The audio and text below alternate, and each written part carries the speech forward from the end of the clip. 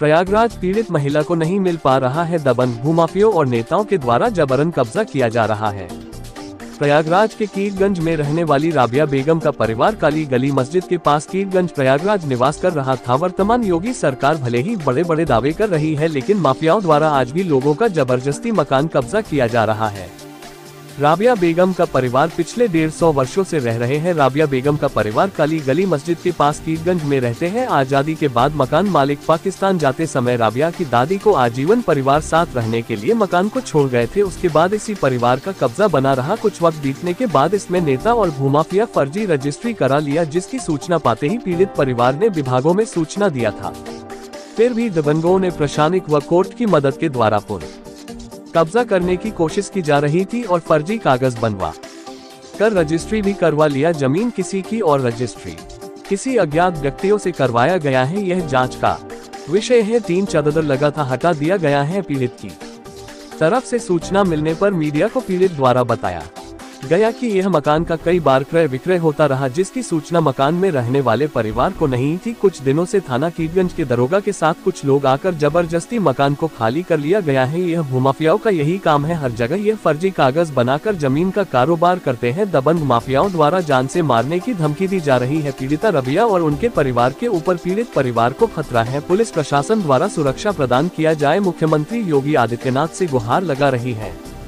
राबिया ने राष्ट्रीय मानवाधिकार से मदद मांगी है। खबर जगत के लिए LN सिंह की रिपोर्ट। ये लोग सुबह आके कहे दरवाजा खोलो, हम लोग नहीं खोल रहे थे। महिलाएं थी और गाली दे रहे थे, वकील लोग गाली दे रहे थे नहीं खोलने पे। वो कहते हैं गाली बक बक के तोड़ दो, ये लोग को तोड़ के झोटा पकड़ के बाहर निकाल के करो, देखो तब इन लोग घर से निकलेंगे। ऐसे नहीं निकलते ये लोग, आए दिन धमकी देते रहते। वो लोग आके कल भी ऐसे परेशान करे तो ज़्यादा नहीं परेशान करे, चले गए। आज आके देखिए तोड़ दे, जला के कहीं मार डालो, यहाँ पे जल जाओ, तुम लोग मर जाओ, तब जाने मर जाओगे तब देखेंगे किस कौन रहता है। और ईंटा घसीट मार रहे हैं सर, देखिए पूरे में लगा हुआ ही। कहिए कोट पहने तो कम लगी, पैर में देखिए ईंटा मारे थे, देखिए लगी हुई है। तो पुलिस वाले नहीं आ गया? पुलिस नहीं आई थी? पुलिस बहुत बाद में आई। 112 पर कॉल किया हमने, तो लड़ाई उसी समय रुक गई जितना टूटा था। और पुलिस आए बलवंत सर, तो वो सबको हटा के ले गए, वहाँ से हटा दिया। कौन कौन थे उसमें? जी सब मोहम्मद अहमद थे, फरहान थे और परवेज उर्फ मिर्जा जोशी थे, टीपू था, सेबू था और अम्मी एक तो थे मोहम्मद असलम थे, जो कांग्रेस पार्टी के नेता उसमें पार्टी में इन्वॉल्व हैं। और छन्ने नेता थे, छन्ने चाचा थे एक तो करके हैं।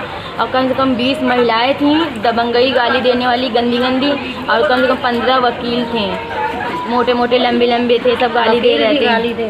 वकील ही तो गाली दे रहे थे। आपने कहीं कंप्लेन किया? जी हमने कंप्लेन देने के लिए सुबह भेज ही रहे थे, जब भी तो वो सुबह से आतंक करे हुए थे। ऑनलाइन जैसे कोई दर्ज हुआ? जी अभी ऑनलाइन कोई, जब हम घर से बाहर नहीं निकल पा रहे हैं सर, तो कैसे ऑनलाइन दर्ज करें। अब भेजने ही वाले थे मम्मी को कि मम्मी ऑनलाइन दर्ज करवा दीजिए। पे कॉल हुई? जी 1076 पे कॉल हुई है। और किस पे कॉल हुई? 1076 पे, 112 पे, 100 नंबर पे, सब पे हमने कॉल किया है। जब से मेरा मोबाइल स्विच ऑफ हो गया है, सब हम किसी को सूचना नहीं दे पाए।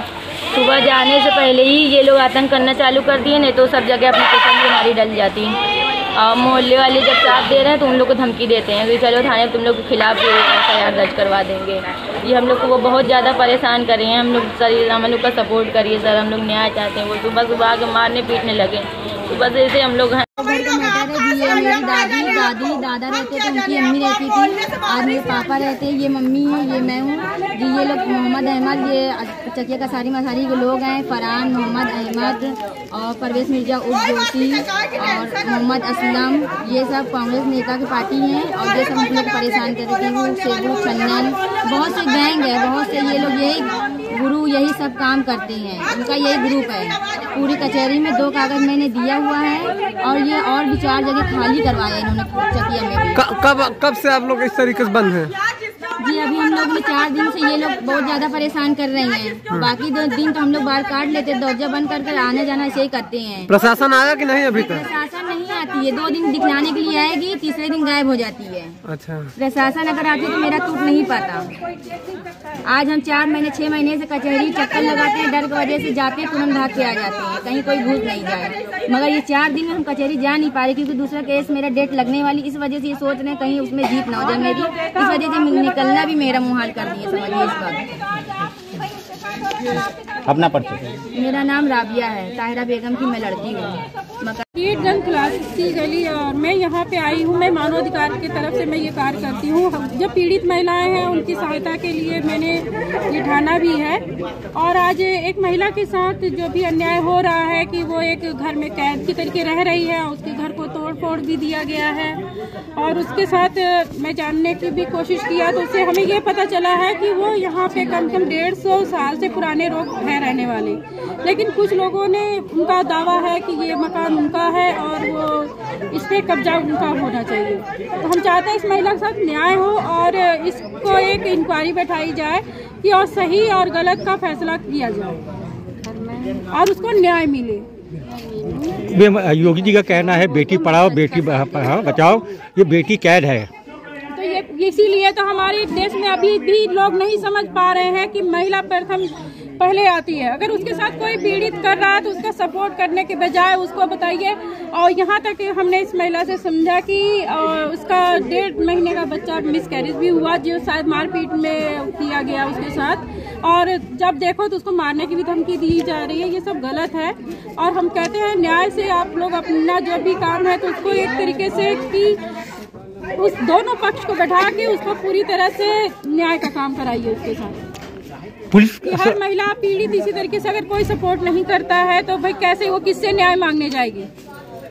योगी सरकार ने पुलिस क्यों नहीं अच्छा काम कर रही है जो है? अब पुलिस वालों की यही तो भाई हमारी सरकार इतनी अच्छे होने के बाद भी लोग उनका नाम ही खराब कर रहे हैं। कुछ लोग दबंगों के साथ मिलके या जो भी पैसा अगर मान लीजिए उनको मिल जाता है तो ये गलत काम कर रहे हैं अपने न्याय को भूल के। लेकिन गरीबों की मदद करने की बजाय उनकी भाई शोषण कर रहे हैं तो ये गलत है। जो भी अगर इस लाइन में कर रहा है तो इसकी शिकायत ऊपर तक जानी चाहिए। क्या मुख्यमंत्री तक इनकी शिकायत पहुंचाएंगे आप? बिल्कुल पहुंचाएंगे। अगर अभी देखिए गलत हो रहा है तो बिल्कुल पहुंचाएंगे। आपका नाम? मीनू सिंह, अपर निदेशक मानवाधिकार। जब जो बच्चे हैं इनके दादा जो है इनके दादी दादा जो है बचपन रहते चले आ रहे हैं। कम से कम नहीं तो इन लोगों को 50-60 साल हो गया रहते। क्या नाम है इनके दादा दादी का? इनके दादा का नाम जो है तो था अली हसन। अच्छा, मरहूम। और अब ये लोग इनका क्या नाम है जो रह रहे हैं? जो रह रहे हैं इतनी जो